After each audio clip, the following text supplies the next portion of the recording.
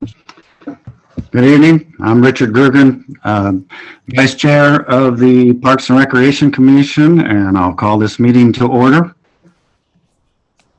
It looks like we're close to a quorum, I guess. We've got a good quorum of staff, as I said. So, has everybody had a chance to read the minutes?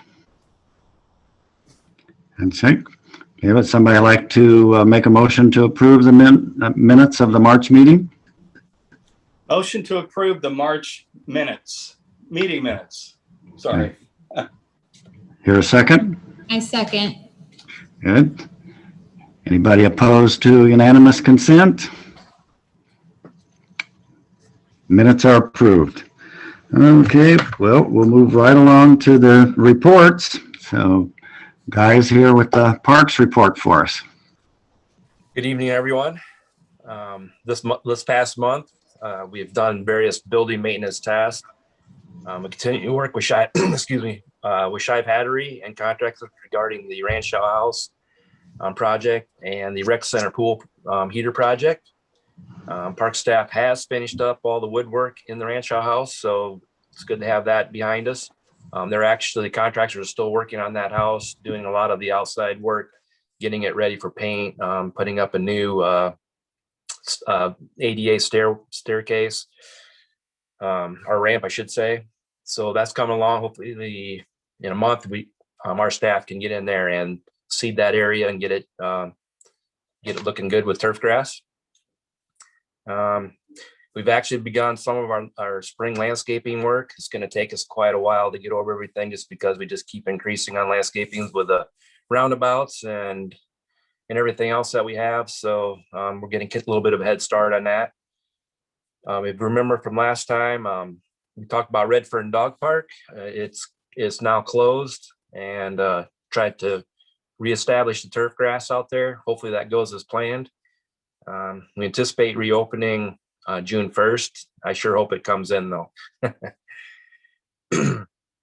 We've maintained equipment and preventive maintenance this month. That's looking pretty good. I think we're ready for the upcoming season.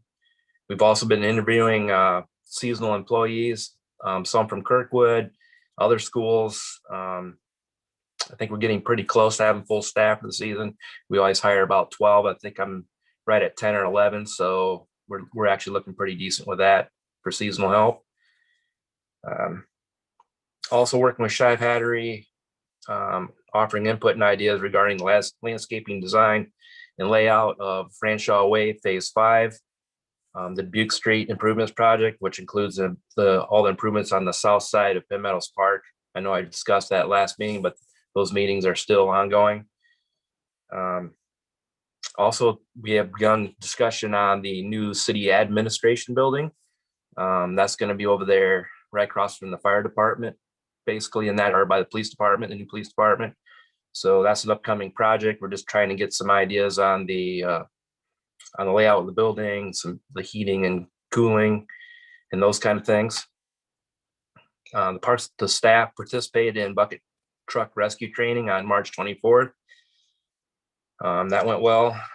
And on March 27th, NLCBS and park staff participated in the Penn Meadows Park Ball Field Enhancement Day to prepare for the upcoming season. Much needed cleanup was accomplished, and I do want to thank everyone for helping out pick up all the leaves out there. We didn't get a whole lot more done, but because it had rained all night long, but luckily it stopped raining, and they were able to get all the leaves out of the fence. That's really time consuming and save staff a lot of time. Still work on the FY 21-22 budget and capital projects items, prepare for the next fiscal year. And along with that, I have begun discussing the tennis court improvements. That's going to include 6 pickleball courts. I've been working with LL Pelling to get some ideas and how we're going to go about that, and to get that scheduled in to this summer's projects. On March 23rd, the DNR stocked 2,000 rainbow trout at Liberty Center Pond. I included a picture in with my report. This time, instead of basket, carrying them down to the pond, they had a way that they have a pipe system now, and it just flushed them right down into the pond. So if you happen to get a chance, look at that picture. It was pretty interesting. And just as a reminder, Muddy Creek cleanup is April 10th at 9 a.m. meeting at the rec center. We're asking for any volunteer people, the Tree and Stormwater Board, the public, Boy Scouts, Cub Scouts attend normally. And we start at the rec center and work our way towards the south. Sometimes the Boy Scouts will go clear down the Forever Green Road and work their way north and kind of meet in the middle. I anticipate a lot more trash this year, just for the fact that we did not have this cleanup last year. And there's a lot that has accumulated. So I am anticipating a lot more trash be picked up. But if you know if anyone would like to attend to help, it'd be greatly appreciated. And with that, I'm open for any questions. Guy, could you review a little bit what's going to happen out at Centennial Park this summer? Sure. We are just starting in design of the road. The trail is in, but there's going to be a road on the interior side of the trail that will connect from the east side to the west side, but going through the park. And that will give us vehicular access to the backside of the park.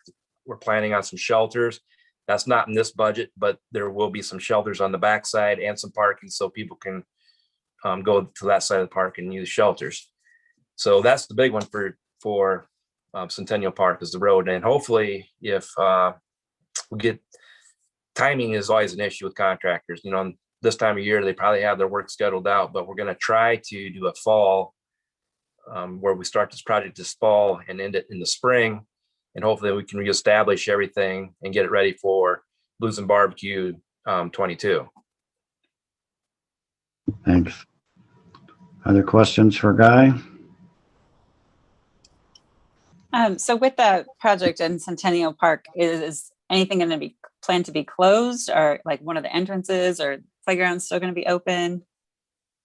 Yes, those details are going to need to be worked out yet for the time frame, but I'm hoping that there shouldn't be too many closures out there, just because we can either have one side open or the other side open while we're working. So, and I really don't want a lot of staging on that parking lot anyway, on the pervious parking lot or the brick parking lot, just for the fact that I don't want that kind of weight on it. So I'm hoping that we're not going to tie up the playground.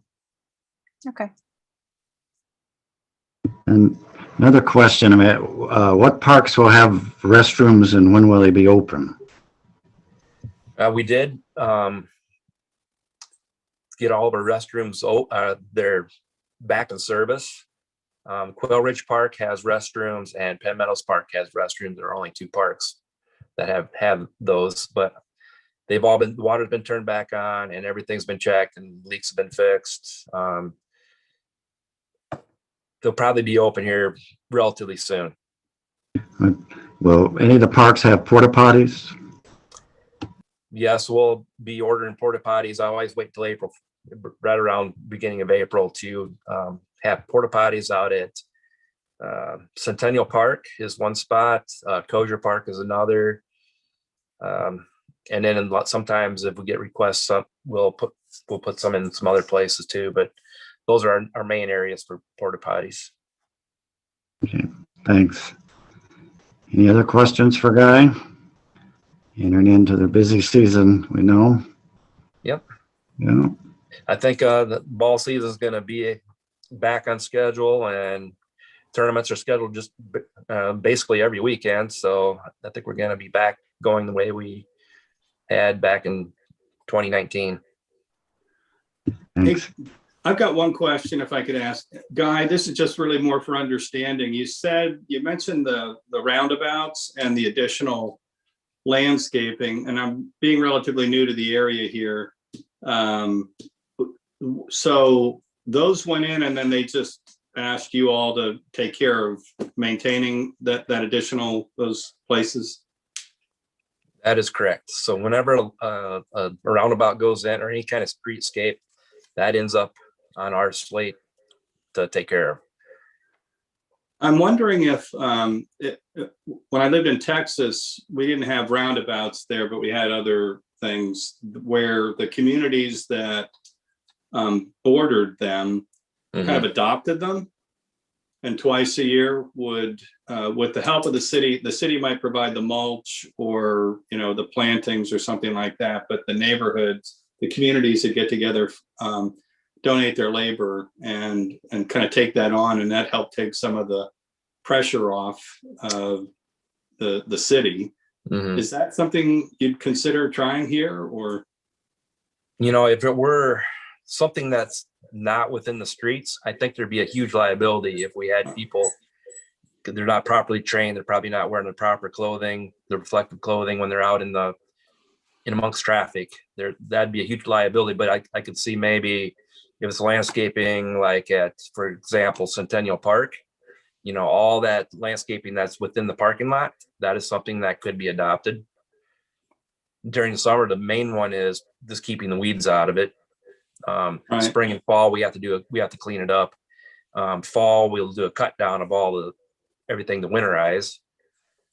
I'm wondering if maybe then we could make a list for in a future meeting, make a list of some of these things based on your experience. It'd be safe for families.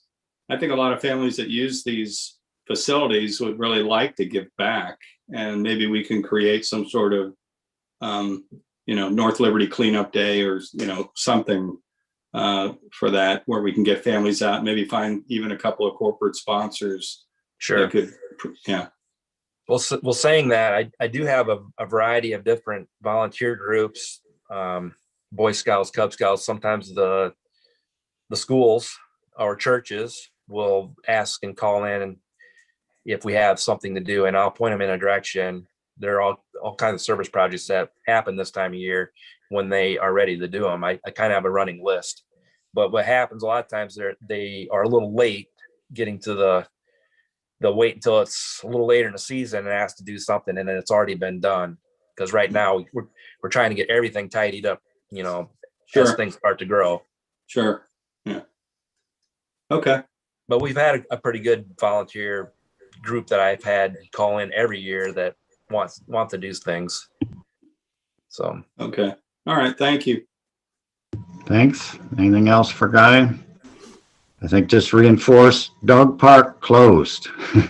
Yes, we just knock on wood that the grass takes off. We did get out there today and put fertilizer down on it. The seed is starting to come up a little bit. It's spotty, but it's been very cold out. The ground temperature has not really been up there to really push this grass along. Hopefully we get some rain on Monday, which will really push it along more. So we'll see. Knock on wood. Rain and sunshine. Yep. Okay, we'll move along to rec center report. Shelley?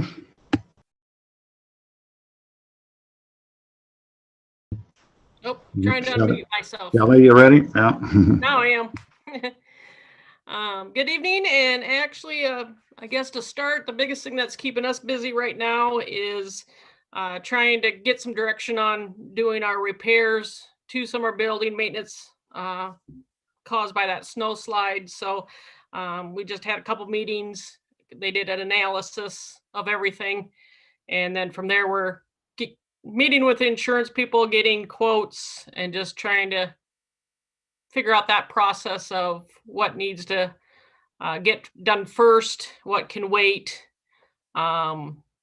We are also at that point where they say our roof is at its life expectancy, but that's a big ticket item, so we'll have to figure out how we can plan for that.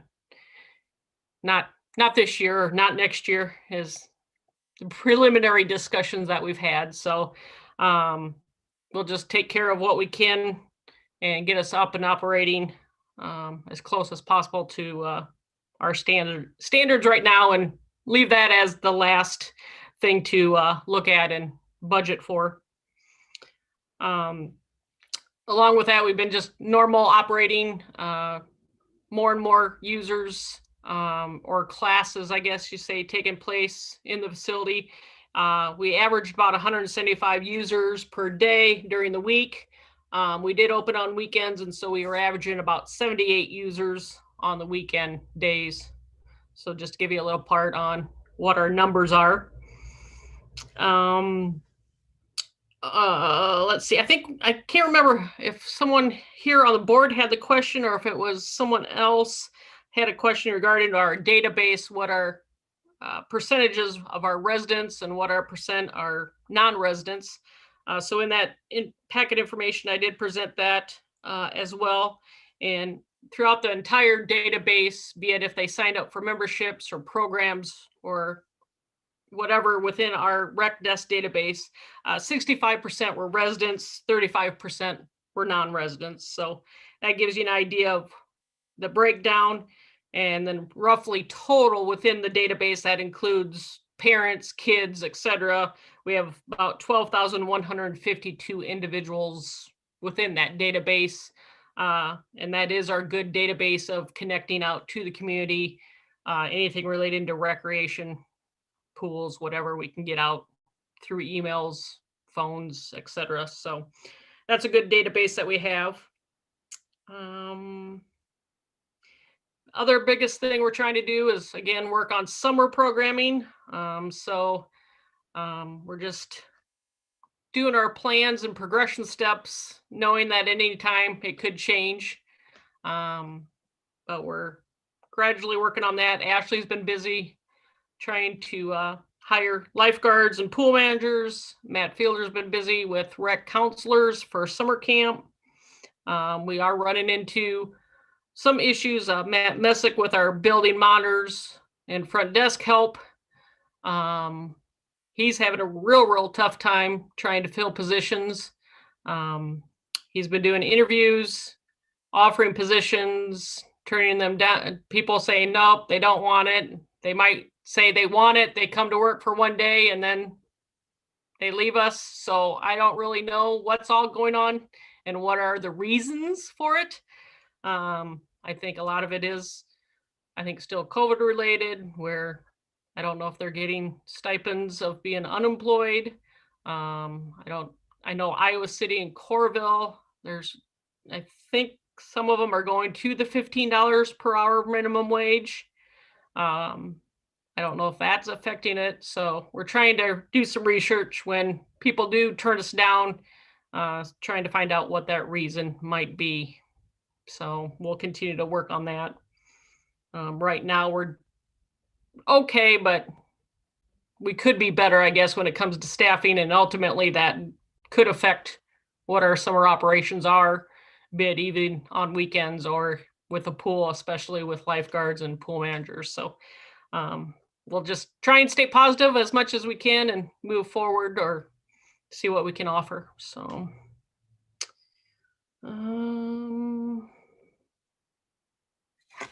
most of our leagues have come to a close. Everything's, going out to the baseball, softball, outside type activities. So league wise, we're kind of wrapped up a little bit. We do have indoor swim lessons going on, a shortened session, and then the swim lessons for summer right now is being planned to begin the week of June 14th. So we're just trying to get that all lined up, information out, getting out the information on when they can register. Again, we're trying to hold off a little bit just because things can change in time. So we'll have that information out shortly within registration probably a month out from that June session. So registration starting in the month of May is kind of what we're targeting for at this point. Let's see, what else?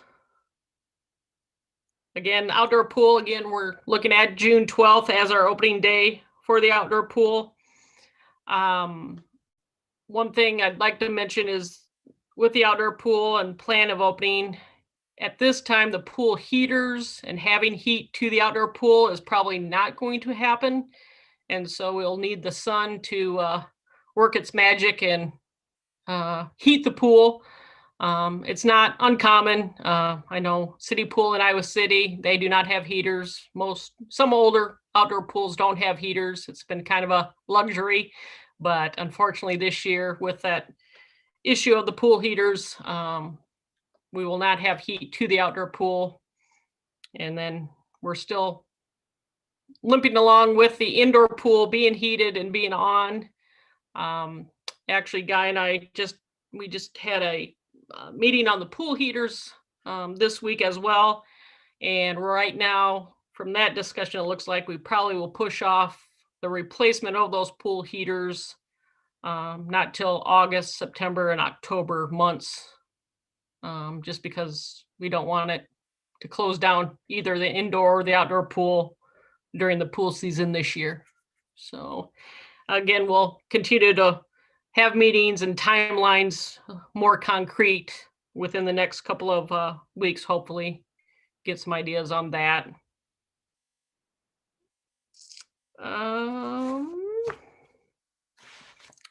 Unless you have any, I guess, particular questions, I think that was the main things I wanted to touch on tonight. So I'm open for questions. Questions for Shelley? I've got one. What, at least at this point in time, what does it look like for baseball and softball in terms of COVID? You know, will people still have to sit apart from each other on bleachers or wear masks, or what do we know about precautions, at least right now? Guy or Brian, I don't know if you've met with Matthew a little bit more than I just received part of a joint email that he has precautions in place, you know, trying to continue with the social distancing. I'm not sure on the masks. I know from a concession standpoint, he was making some changes there as well. But I don't know, Guy or Brian, if you have more information on that. I really don't. I have not talked to Matthew about that. Brian, how about you? I don't either. I mean, last year, I went to baseball and softball tournaments all summer, and people didn't wear masks then. So I can't imagine them doing it this year. I mean, last year was way worse. We didn't know what was going on. This year, people are getting shots and vaccines and all that, so they're probably feeling like they're Superman. So I can't see too many wearing the mask or being really separated. People might try to, but I think people are going to do what they do. So Gotcha. I'm glad to hear the concessions can be open. It's a fun part of my baseball game experience personally, but it's good to be able to have that. I know one thing we're kind of doing for the outdoor pool, you know, we're planning on having concessions, having prepackaged items, and doing it that type of, you know, not handling of the food items, but having prepackaged. And then as far as like coming to the outdoor pool, our plan is right now, when they're standing in lines, either concessions or at the entry, we're recommending that they wear masks. Once they get into the pool, on the pool deck, and like when waiting on the slides and stuff, it's going to be too much of a burden, I think, to police it. So we're going to strongly recommend, again, social distancing and wearing masks when inside the facility or in lines where the congregation is, you know, the social distance can't be met very good. But other than that, we're kind of working that way. So I don't know, that's probably similar to what they're doing. Again, it's great. Everybody sounds like maybe a lot of us will be vaccinated by end of May. The hard part is, of course, with the pool patrons, that's mainly kids. And how does that, you know, affect staff or any groupings within the pool? So we'll have still precautions in place unless we hear different as June 12th rolls around. Great, thank you. Well, I think one of the things of having the late opening, you will have the luxury of the sun a few more days than if you were opening earlier. So that's one thing that people can expect, that probably the pool's going to get a chance to warm up, hopefully for sunny days. You know. So any other questions for Shelley? So again, we've got our takeaways: dog park closed, pool going to open June 2nd. Sounds like there's going to be concessions at ball games and things with necessary restrictions. So there's positive outlook for the summer. Well, one more comment. Along with the pool, the splash pad also will be open. Same date? That's the plan. I like to make them both the same time if we can. So Okay, so look forward to those.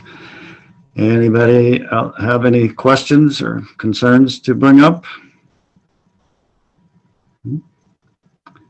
Well, do I hear a motion for adjournment? I will move that we adjourn tonight. And a second? I'll second. Second there. I assume there's no objection to unanimous consent, so we'll adjourn the meeting. And the next meeting is set for Thursday, May 6th. So getting closer to summer activities. Well, thank everybody for being here tonight and good reports, and have